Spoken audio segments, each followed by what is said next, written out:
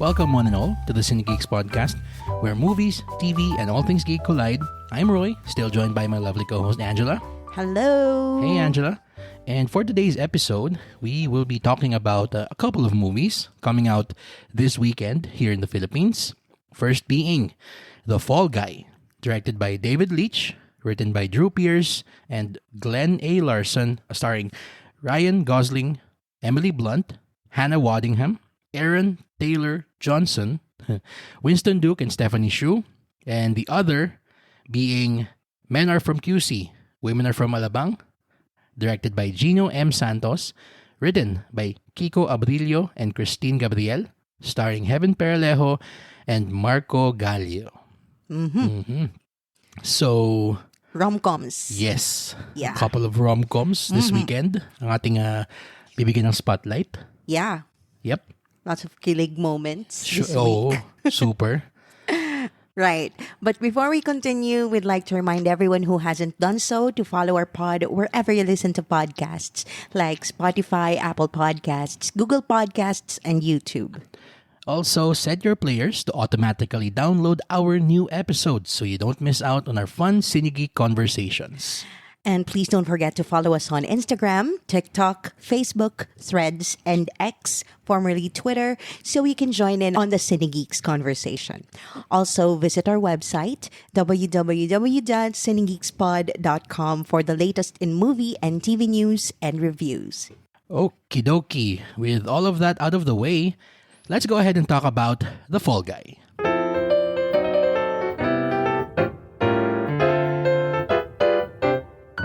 A down-and-out stuntman must find the missing star of his ex-girlfriend's blockbuster film. Okay, so a very stacked cast Yes. for a much-anticipated film. Okay? Especially after Barbenheimer. Yes. Kasi this is like an inside joke eh. Flipping the Barbenheimer kasi sila yung partner ni Barbie and Oppenheimer, di ba? True. And they also had a short skit during the Oscars about this. Diba? Yeah. It's a long-running joke. Long-running joke. They even used it on SNL. Ayun, nung nag-host si Ryan Gosling, they made fun of it during his opening monologue. Mm-hmm. All right. Well, first off, we would like to thank Universal Pictures Philippines for inviting us to the special advance screening of The Fall Guy. But as always, the studio and distributor of this film weren't given any creative control or editorial approval for this episode. So, whatever our review is of the film, they are hearing for the first time, same as you are. All right. So, Ange, what did you think of The Fall Guy? Initially, like I said earlier, it's like a running joke, an inside joke, if you will, dun sa Barbenheimer meme of last year's Oscars. And I feel like this is the perfect project na parang pangbanlaw dun sa previous na big roles nila. Kasi you feel like they let down their hair in this movie. Kasi ang tagal nun, almost a year din na they're going toe-to-toe. Especially after the SAG-AFTRA strike. Talagang nag-start na kaagad sila nung making the rounds. And they're always pit against each other. Diba? So, they're from two of the leading movies from last year's... Biggest films of last year. nung July, diba? They came out the same day.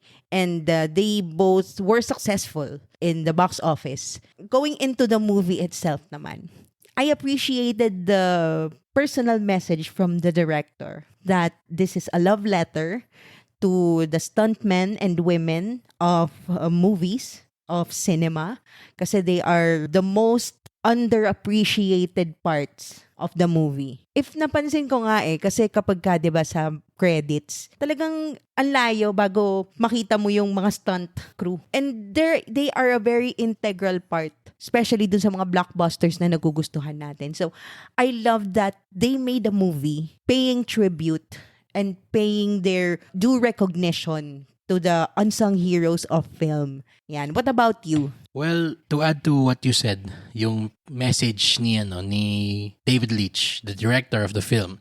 By the way, we saw this again during the special advance screening. So, hindi ko alam kung ipapalabas to alongside regular showings of the film. Pero there was a short message from Leach and Ryan Gosling, star of the film. Just yung what you said earlier, na parang okay, they made this as a love letter to the stunt community, etc. etc. Tapos may joke pa doon na parang sabi ni Gosling na, we made this for you. Every day we were on set, we were thinking about you.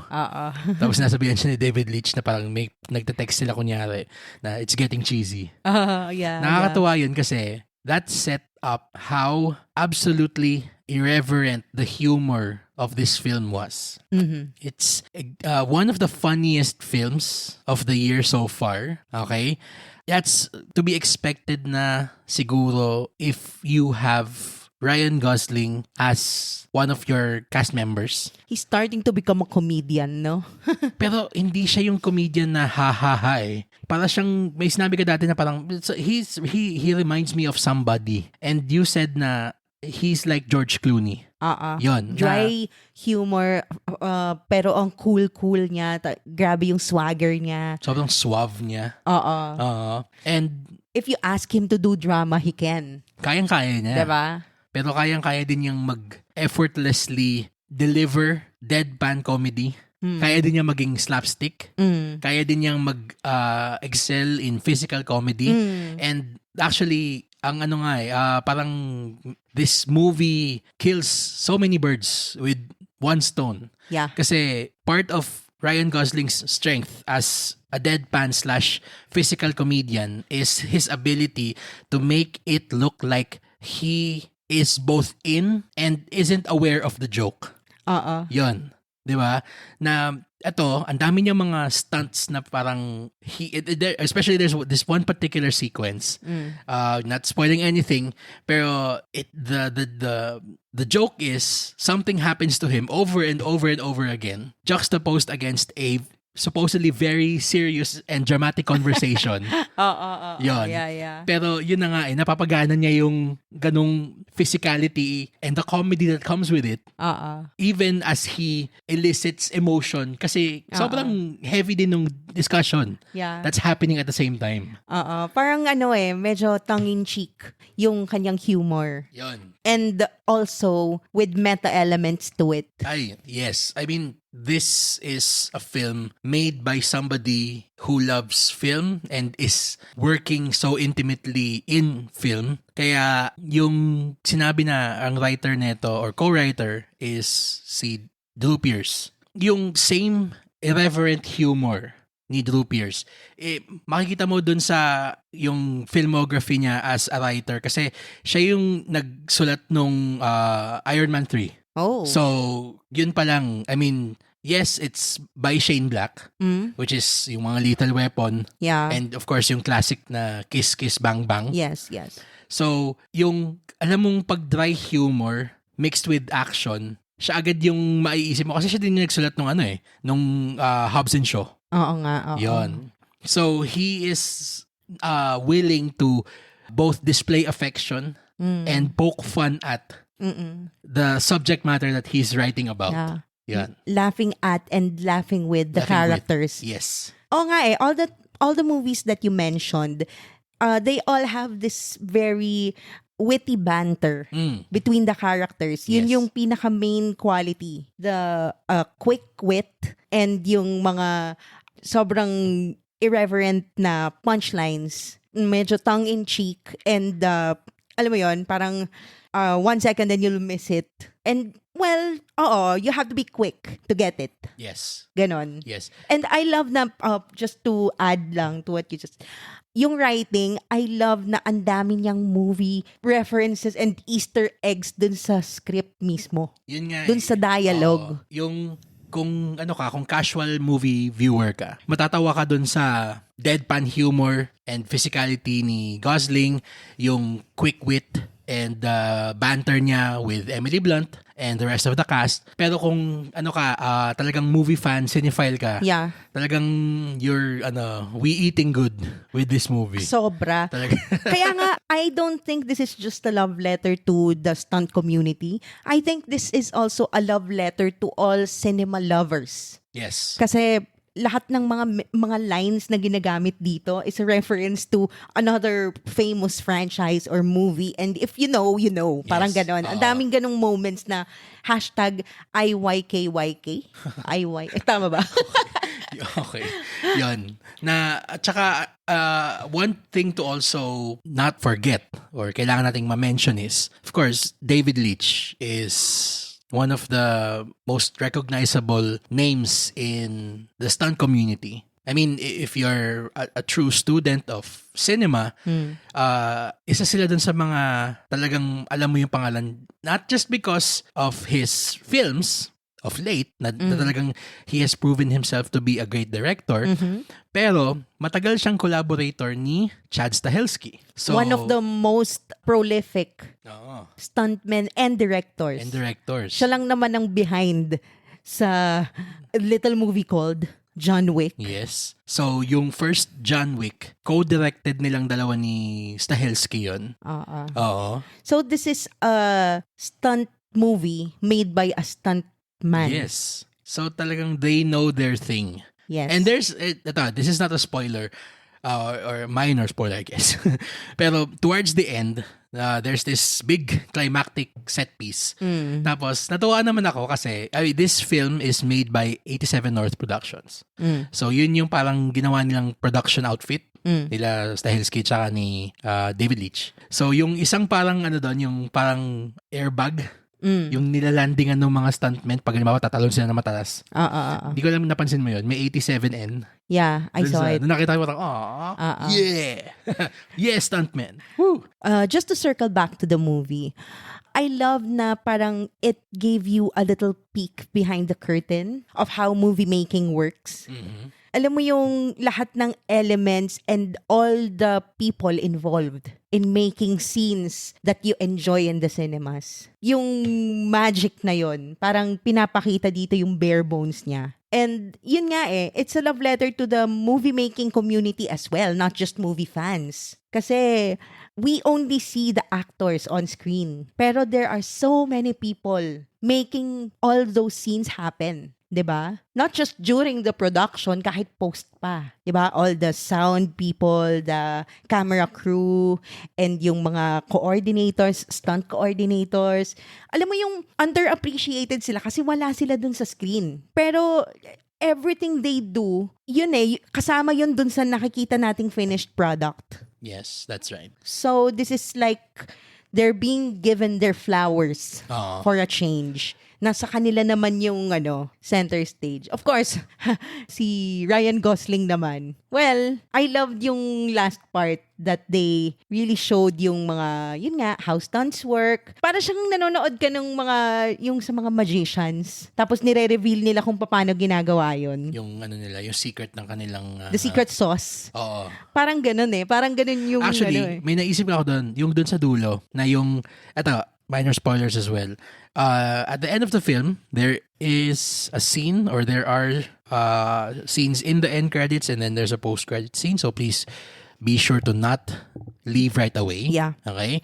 Pero yung dun sa scene sa credits na yung nagpapakita ng behind the scenes na stunts, naaalala ko yung pagdulo ng scene ni Jackie Chan. Yeah, yung that's ganon, it. na pinapakita kung paano niya ginagawa yung mga stunt niya, pa siya paulit-ulit, yung ganon. Pero of course, iba naman yung kay Jackie Chan, parang pag nakikita mo yung kung paano niya ginagawa yung stunt niya, parang, parang mapapaaray ka Ito alam mong, okay, controlled environment, safe naman siya. Nakikita mo naman nag-i-enjoy talaga. Pero to add to what you said earlier, na this is a love letter to not just the stunt community, but also to cinema in general, part of the humor that is present in this film, alam mong insider yung gumawa kasi they poke fun at the notion that these Hollywood actors always love to parade na they do their own stunts. Yun. Sobrang lampuned nung concept na yun dito. Talaga to as far as they can bring that joke. Yes. And nakakatawa kasi, alam mo na dahil yung nagsusulat ng joke or yung nagdadala ng joke, alam niya kung gaano nakakatawa yung joke na yun. The joke never gets old. Yes. There's always a fresh take on it as the movie goes along. Talaga. And another thing na talagang parang nag-stand out sa akin dun sa sine is how the soundtrack is just, oh my God, ang ganda ng soundtrack niya. I mean, both the score, okay, and also the needle drops. Yes.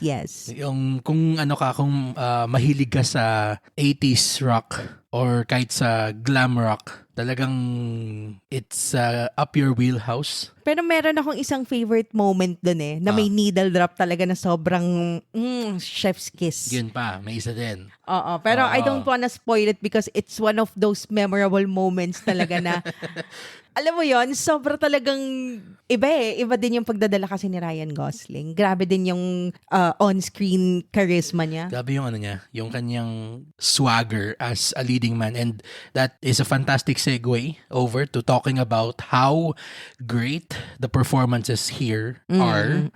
Okay, so I mean, we've been waxing on about how great Ryan Gosling is, pero Emily Blunt is no slouch herself. Oh, yes. Talagang tapatan silang dalawa ni Gosling dito. Especially after Oppenheimer na sobra niyang tuned down, sobra niyang, alam mo yon, silent anger and yung gano'n na parang seething inside yung character niya, and she's not able to really express it na outwardly. Alam mo yung dito, parang biglang nag-let out siya, na bigla siyang nag-relax after nun. Banlaw talaga siya. Saka gusto ko doon na di ba, ang gandang comparison na kung dun sa Oppenheimer, sa sobrang frustrated na niya dun sa sa kanyang leading man niya. Hindi naman niya masabi kasi nga iba yung norms nung panahon na yon. Itong si Emily Blunt dito talagang maldita kung maldita Oo. And siya, hindi lang siya yung para lang magmaldita, pero ang ganda niyang foil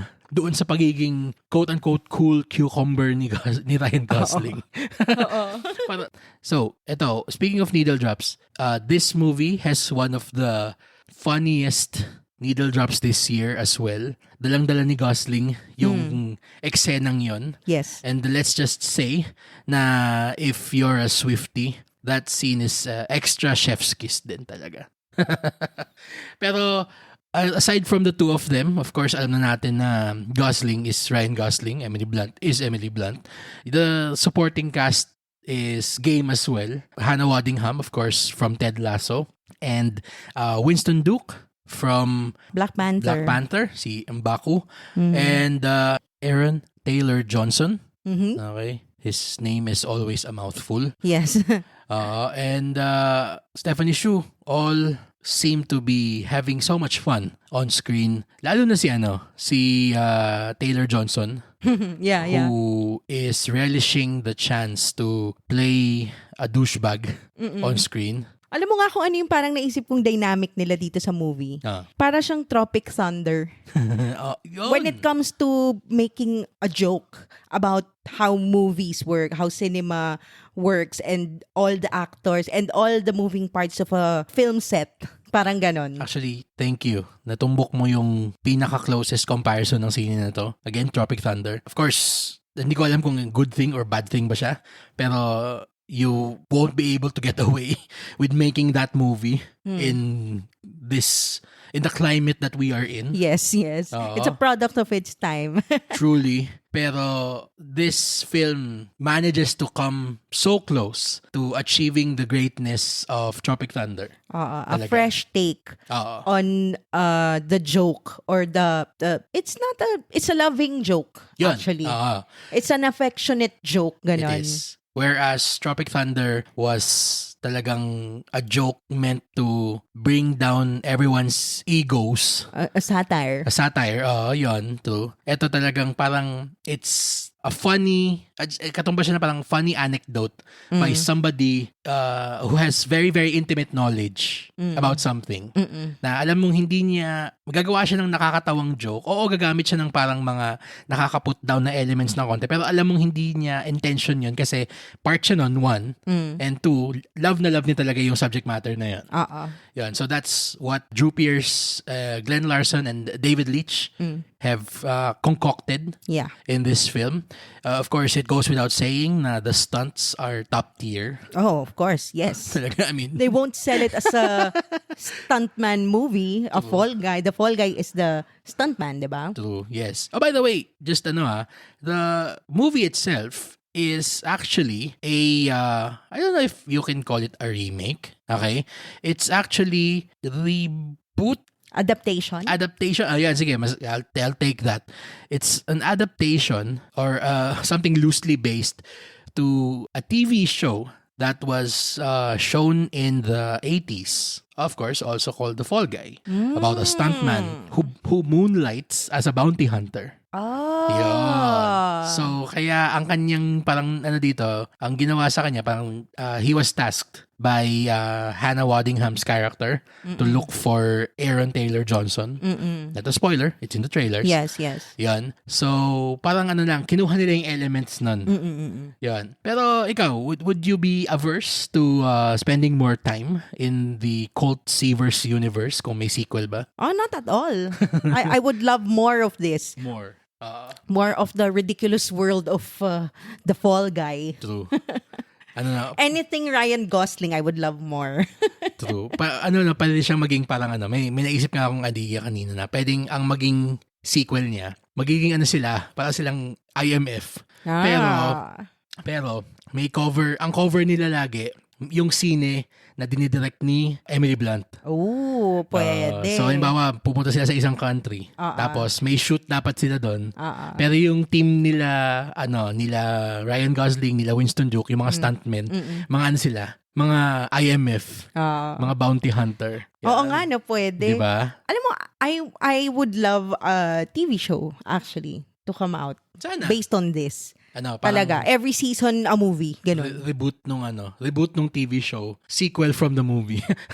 Okay. Oo, magsa-circle back lang, parang full circle lang siya. Babalik lang din siya sa TV. True. Okay. Well, I think we've discussed everything that we can. Is there anything you want to add to your final thoughts for The Fall Guy? Only that it deserves to be seen in cinemas because the best way to appreciate the people who make movies is to go to the cinemas and see it the way they intended it to be seen. Yes. In the movie house. Yes. Yeah. So, a hearty recommendation from me. How about you? It's about time na the stunt community has their due or given their due.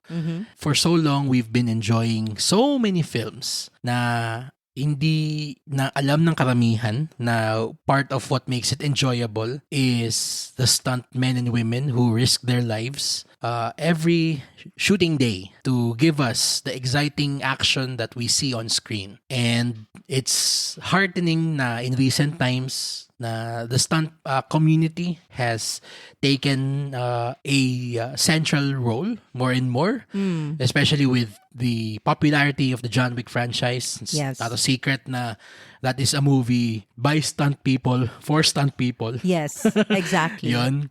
Kaya talagang ramdam mo yung love. And you mentioned earlier, it's not just love for stunts, the stunt men and women, but also for cinema. How everything works, yung bawat cog dun sa machine. Yeah. Oo, may mga times na idiosyncratic sila sa ginagawa nila. Pero alam mo na they're part of one big whole that's just designed to provide entertainment to the rest of the world. So it's also a big recommendation from me. And for us, the Cine Geeks, we will gladly give this a rating of A. All right, so that's it for The Fall Guy. Solid A talaga. Sobrang fun. Sobrang wild ride niya.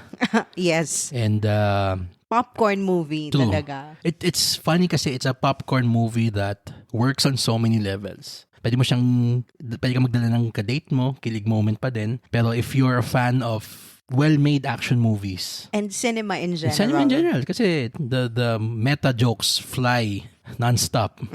This movie is sure to be a crowd pleaser. True. Ayan. Okay. Agreed. So, let's now go over the second film we will be talking about in this episode. Men Are From QC, Women Are From Alabang.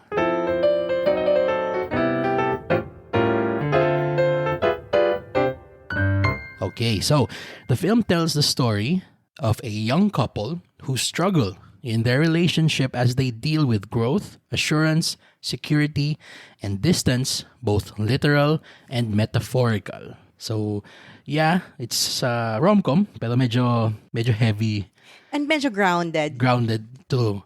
All right, so, Ange, what did you think of, I'll call it lang, QC Alabang. What did you think of QC Alabang? That's quite a mouthful. Yeah, Yeah, the title is very long. super. So you can imagine the hashtag we had to use. Oo. Hashtag men are from QC, women are from Parang Alabang. pag i-tweet natin to, mauubos na yung kalahati dun sa title pa lang. Age reveal ka na naman, ah. Sorry, man. Medyo long tweets na ngayon. Alam Yung mga first generation Twitter yung sinasabi mo. Yeah, 140 Kasing haba ng characters. SMS. Text lang yun, tama. Remember? Yeah. Anyways, well, it's a dead ringer for the book, the international book na Men Are From Mars, Women Are From Venus, di ba? I mean, it was inspired. Not really a dead ringer. Pero kasi may book naman talaga si Stanley Chi na Men Are From QC, Women Are From Alabang. It's a local book. Ah, okay. So, kasi nung una ko siyang narinig, sabi ko, oh, may book na ganyan, di ba? Parang international, pero Men Are From Mars, Women Are From Venus. So, parang hindi ko alam na meron din pala talagang book na Men Are From QC, Women Are From Alabang. And this movie was adapted from that book or inspired. Inspired, I guess. Oo. So, the local book, yung QC Alabang, was written by Stanley Chi. Yes. And was that like a novel or something? I don't know the background of the book. Ako din hindi ko naman din siya masyadong alam ko yung existence niya, pero hindi ko pa siya nabasa ever. I am guessing that this is more like parang yung Bob Ong book na meron siyang through line yung libro niya, pero para siyang Collection of anecdotes? parang ganoon siya. It's a collection of anecdotes, parang telling a larger story of one topic, parang ganon. I see. Yeah. So, yun, just like what I said earlier, diba? It's a bit more grounded than Fall Guy. Yes. Especially, it tackles the millennial struggle of the Filipino commuter. Tama. And an ambitious and up-and-coming young professionals, diba? In the character of Heaven. As well as kay Marco din. Pero we see that more in Heaven eh. And her character is Aika. Yan. Yeah, I can see myself in her. Ambitious, driven, talagang plano sa buhay, breadwinner. I mean, the typical struggle of a person na ang daming gustong patunayan. And in that regard, sobrang relatable niya. Kasi napaka-headstrong din niya and madiskarte and passionate about family. And yung pursuit of love, parang nasa baba siya ng totem pole when you're parang new in the workforce.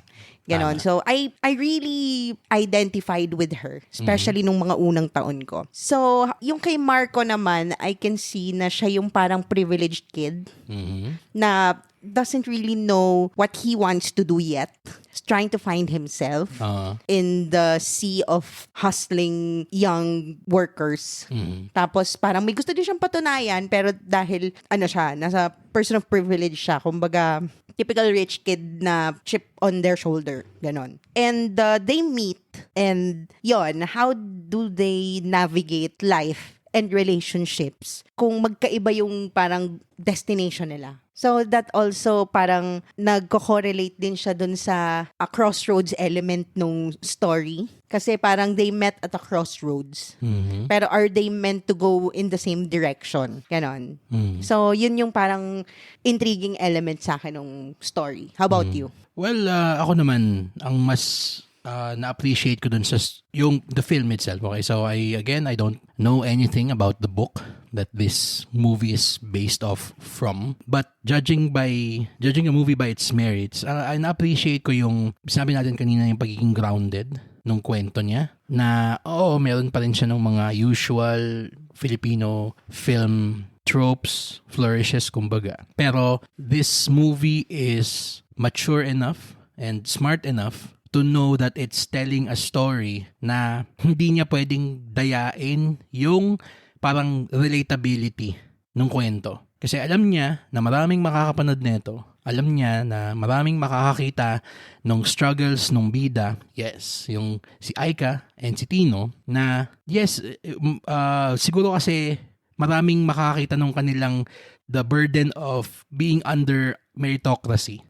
Yung pinalaki kasi there's a certain generation of young Filipino millennials. Or sa mga wag young, Filipino millennials, both young and old, dun sa bracket na yon. Na tayo yung pinalaki na makukuha lang natin yung mga gusto natin kapag nag-work hard tayo and kapag nag-focus tayo doon sa end goal that we have na in-instill sa atin nung bata pa lang tayo. And ang nakakalungkot doon sa ganung parang pressure na at a very young age, parang in-instill sa atin ng mga nakakatanda, we forgot to have a life. Some of us, a lot of us. And this struggle is seen mostly doon sa character ni Heaven, which is si Aika. And not because of parang may nagpipigil sa kanyang maging magkaroon ng buhay. Hindi, kasi her situation is also very emblematic of so many young Filipinos ngayon na yung tama ka yung breadwinner sila, ganun. Yung strong family ties. Yun. And yung sense of responsibility mo sa family. Pero go ahead, please continue. Yan, tsaka yung yung hindi manggagaling dun sa magulang or dun sa parang kung sino man yung parental unit nung millennial, yung parang pressure to provide, especially dun sa situation ni Heaven dun sa movie. We're not gonna really spoil much na. We want you to really see this film yourselves. Pero yung character niya kasi is put in a situation where she has to parang stand as the breadwinner of her family by no choice. By parang pwede ko sabihin siguro na hindi naman niya choice din masyado. Na siya yung talagang tumayo. Pinili niya kasi nakita niya yung burden doon sa mother niya. And being the good daughter that she is, she chose to parang help carry the load. She took it upon herself. Yun. Oo. And on the other end naman, yung kay Tino, si Marco Gallio, madami ding mga millennials ngayon na naging sheltered. Madaming yung parang mga magulang ang pananaw sa mundo sobrang sama ng mundo and hindi papakawalan yung bata hanggang quote-unquote ready na siya. Tapos, ang nangyari, nung quote-unquote na-release na yung bata doon sa nest ng magulang, hindi naman alam ng bata kung yung gagawin niya. And hindi dahil parang clueless yung bata na walang social skills, walang urbanidad. Hindi ganun More siya na parang dahil nabigyan siya ng lahat ng kailangan niya growing up. Everything was provided for. Oo, hindi na niya alam kung ano yung dream na meron ng puso niya. Kasi parang why will you yearn for something more if everything is already given to you? And everything is already planned for you. Oo, yun. Pero ang na-appreciate ko naman dito is hindi siya yung naging hindi siya nagstay doon. Parang yun lang yung naging setup nilang dalawa. Pero ang nagustuhan ko dito is as the story progresses, and by the way, the script is so relatable. It's so natural. Human, so natural. Ang ganda ng pagkakasulat ng mga linya nito ni Keiko Agbilio and Christine Gabriel. Yeah. Na parang may mga may mga moments nga kanina na nung pag-uusap sila, hindi naman necessarily yung pag-aaway, pero yung them being together. Yeah. It harkens back to our days nung earlier on in our relationship when we were years younger. And ganun pa yung natin, yung we were still trying to parang figure out our place in the world. Our place in the world, exactly. Ano siya very colloquial. Hindi siya parang nagde-declaim sila or nagre-recite sila ng memorized lines. You know, there's something very natural. They seem like real people and they sound like us, how we talk to each other. Alam mo yun? Sobrang natural, sobrang relatable, and it doesn't sound too, I don't know, maybe artificial. Yun yung keyword doon. It doesn't sound artificial. Their struggle, their hopes and their dreams, itong mga fictional characters natin, they feel and seem real. because of how natural the dialogue was written. Which is why it's easy to care about them. Exactly. Yun din talaga. Oo. Yung isa pang na-appreciate ko dito is yung pinakita niya kung gaano ka raw yung nararamdamang emotion nung mga dumadaan dun sa ganong klaseng struggle in that moment. Kasi although may tendency kasi na parang kapag tumanda ka na tapos naglo-look back ka na lang sa buhay mo and you parang take stock of the things you did, all the shit you pulled, yung mga ganon. Madaling tignan na parang makikringe ka eh. Pero merong mga moments dito na siguro for us na dahil tumanda na tayo and we've outgrown that phase na hindi naman sabihin cringe pero parang would remind us of who we were back then. Pero it's that, I don't know, I might call it a warped sense of nostalgia na nanggagaling dun sa sine na parang medyo it really hits hard. Some of it hits home talaga. I wouldn't say warped kasi ano naman siya eh, it doesn't romanticize okay. the struggles. It really shows you how it is. And we know because we've been through some of those things that they've been through, di ba? Kumbaga, napaka-totoo nung mga struggles nila. Especially dun sa career and how they balance their relationship and their career. Yes. Alam mo yon, parang totoo yung struggle na yon, and they showed the good and the bad and the ugly of it. Yes. It doesn't romanticize. Wala naman siyang warped sense. Okay. Kasi pinakita naman na they were weak. They were human. Talagang going through this and they act out and they sometimes become irrational and it's hard to parang understand them. You know that what they're doing is wrong or something. Pero you can't judge them because they're human. So that's what I loved about the characterization. Ang ganda ng pagkakasulat ng mga characters. Tama. And yung going back a bit lang yung sinabi natin na hindi siya tropey masyado. Ang nakakatawa kasi dito is there are some parts of the film that you would think would fall into the standard genre tropes. Yung mga telenovela twist. Oo, na parang, or yung mga parang standard complications. Na may ganitong dadating, may susulpot bigla, tapos magiging parang complication sa kanilang dalawa. Yeah. Hindi eh. Ang ganda kasi, either it did away with the complication, the possible complication altogether, or it subverted the complication altogether. Which is really refreshing. Yun. I love that part. You know what I'm talking about? Yes. We don't want to spoil No spoilers. it. But you'll know it when you see it. Oo. And ang ganda kasi nun, kasi yung subversion ng trope nitong scene na to, dun sa isang expected natin na, okay, itong element na to, ito yung magiging pag-aawayan nila, ganyan. Pero ang ending is, dahil na-subvert yung presence ng element na yon, ang ending, nakatulong pa siya na maging parang element of change doon sa isang character. Ang ganda eh. Ang galing. Oo nga eh. Nakakatuwa nga kasi ang totoong buhay hindi naman teleserye. Exactly. Yan. Kaya nakakatuwa na makakita na, yes, they get it. The writer gets it. Yes. Na hindi tayo nakatira sa sa drama-rama sa hapon. Oo, yun. 'Di ba? Na parang Tama. kung ano yung parang predictable na mga struggles and sa mga conflicts, yun yung mangyayari. True. Sometimes it's just life. It is. Yun lang yung complication, Tama. life. Oo. And yun yung pinaka-heartbreaking thing about reality. Oo. 'Di ba? And it grounds you to that. True. It hammers it home na there's no bad guy, there's no villain in this story. Wala. There are two people navigating life and intersecting yung mga buhay nila and how they navigate that tricky part of both having a career and maintaining a relationship. And, I would dare say nga na parang it's a little bit coming of age story. Oo, meron din. Diba? Oo. Meron akong isang nagustuhan na part dito. I mean, I'm just gonna go over dun sa the film itself for a bit. May na-appreciate lang ako na part dun na usually kasi yung mga sining ganito, meron siyang sakit na showing the part of a relationship growing, magiging parang kilig overload siya. Na parang biglang may mga scene na nag-overboard. Hindi na natin papangalanan kung ano yun. Yeah. Pero alam natin kung ano yun. Yeah. If you know, you know. Yes. Etong dito sa QC Alabang, may part siya na they showed the passage of time and the growth of their relationship in a very engaging manner. And realistic. And realistic siya.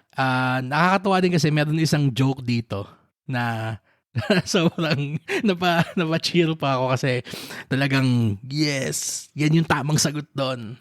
And sigurado maano nyo yung finally yung age-old question. Yes. Ano ba talaga ang midpoint ng Quezon City at ng Alabang? Finally gonna be answered here. Sasagot na doon. Yes. And we are right. We are vindicated. Yes. Vindication. Anyway. Yun. Isa pang strength din itong scene na to, maliban dun sa writing and yung admittedly very modern take in its direction from Gino Santos is also, of course, the chemistry. The acting. The acting, yung kay Heaven and kay Marco. If I'm not mistaken, they are real, REAL. That's yet to be confirmed. Yet to be confirmed. Okay, yeah, sorry. They're not giving any And confirmations about it. Great for them. Yeah, we don't need none to of know our business. None of our fucking business. Yeah. So and, they are actors telling stories. That's what we care about. Exactly. And at the end of the day, di ba? Yung chemistry nila, yung Heaven, her performance as the breadwinner of a family na hindi naman siya pinilit eh. Siya yung nag-choose na maging breadwinner. And eto siguro, dare I say, if I may just peel the curtain back, natutuwa ako kasi when we got to know each other years ago, hindi ko nasasabihin kung ilang specific years. Okay. Naabutan pa kita dun sa time na you were parang Heaven's character. And nakakatuwa kasi nakuha niya perfectly yung the demeanor, the way that a person internally would react dun sa struggle niya na ganun, being the breadwinner of a family. How she struggles with parang this new element in her life that can throw everything into chaos. Yes, that's so true. Sobrang relate talaga ako dyan. And also, just to add, yung sa career din, I love na she was shown as a type A personality pero hindi siya toxic. Kasi they usually demonize ambitious women. Yes. Diba? In movies, Yes. and local and international. Pero kasi dito sa kanya, parang it was never about yung competition It's not. against other people, It's not. man or Oo, woman. tama. Parang she just wants to prove herself and find her place in her world, 'di ba? Also, hindi siya yung controlling. Hindi. It's not about control and hindi siya play up as neurotic or control freak. Aggressively ambitious Yan. woman. Tama. Alpha woman. Hindi siya ganon. I mean, she is still just a person and gusto ko din na hindi pinlay up yung story na rich and poor. Ano nila yung difference ng dalawa? Kasi Heaven's character was really middle class. Hindi siya pinlay up na parang nai-insecure dun sa financial status or sa class ni Tino, di ba? So, yon. And ano din, yung character din ni Marco, nakakatuwa kasi para siyang hindi din naman siya pinakita na idiot siya, na rich kid.